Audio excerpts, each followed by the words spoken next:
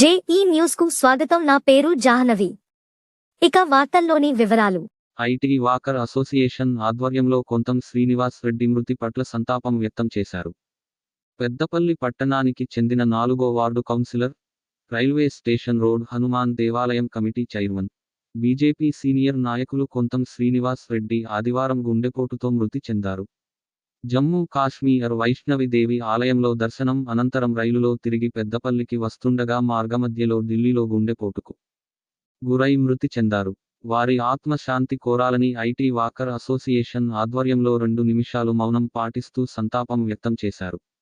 ఈ సందర్భంగా IT walker association అధ్యక్షుడు వెంకటరెడ్డి మాట్లాడారు. శ్రీనివాసరెడ్డి మన 4వ నంబరు కౌన్సిలరు, తర్వాత మన హనుమాన్ దేవాలయం నిర్వాహకుడు, రైల్వే హమాలి సొసైటీ అధ్యక్షుడు గత 25-30 సంవత్సరాల నుంచి. తర్వాత మీకు అందరికీ తెలుసు, బీజేపీ సీనియర్ నాయకుడు, సచ్చీలుడు, నిష్కల్మకుడు, ఆధ్యాత్మికతవాది. ఇక నేను ఇంత చెప్పినా మీకు చాలామందికి చిరపరిచితమే. వారు ఒక 5-6 రోజుల క్రితము వైష్ణవీదేవి మాతాజీ వైష్ణవీదేవి ఆలయానికి సందర్శనకు వెళ్ళారు. అందులో 5గురు వెళ్ళిండ్రు.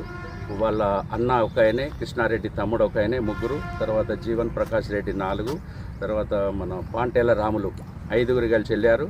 తర్వాత ఆయన డోలీలో పోయిందట, మిగతా వాళ్ళు గుర్రాలు పోయినట్ట పోయిండ్రు. దర్శనం బాగానే అయినరి. తిరుగు ప్రయాణంలో ఢిల్లీకి నిన్న ప్రొద్దున వచ్చిన తర్వాత సాయంత్రం వాళ్ళకి 8 గంటలకు ట్రైన్ ఉండే. అయితే అప్పటి వరకు ఏంటి రెస్ట్ తీసుకుంటామని వాళ్ళు ఒక రూమ్ తీసుకున్నారు. రూమ్లోకి వెళ్ళాక ఒక ½ అన్ అవర్ 1 అవర్లో ఆయనకు మోషన్స్, తర్వాత వామిటింగ్స్ రావడంతో ఇక దగ్గర ఉన్న వాళ్ళు ఆటోలో హాస్పిటల్కి తీసుకెళ్లారు. ఈ లోపల అక్కడికి పోయి అన్ని చెకప్ చేసేసరికి స్ట్రోక్ వచ్చిందన్నట్టు డిక్లేర్ చేసి సర్టిఫికేట్ ఇచ్చేశారు. నిన్న సాయంకాలం 2:30కు అంబులెన్స్ ఆ 4గురితోటి బయలుదేరింది. ఇందాక 6 గంటలకు అడిగితే నాగపూర్ అవతల 300 కిలోమీటర్ల దూరంగా అన్నారు. కాబట్టి దాదాపు ఎక్స్పెక్టింగ్ 4-5 గంటలకు కావచ్చు.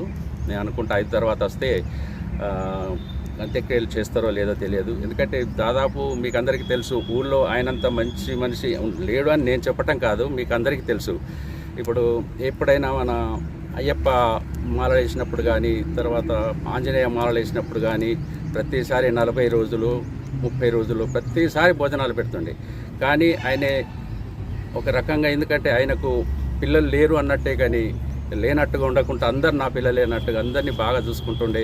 ఆయన డబ్బు కూడా, ఆయనకు ఆస్తులు కూడా ఏమీ లేవు, ఒక ఇల్లు తప్ప ఏం లేదు. కానీ అందరూ అనుకుంటారు ఆయన పలుకుబడికి చాలా ఉండి ఉంటాయని. కానీ మొదటి నుంచి ఆయన అంతే.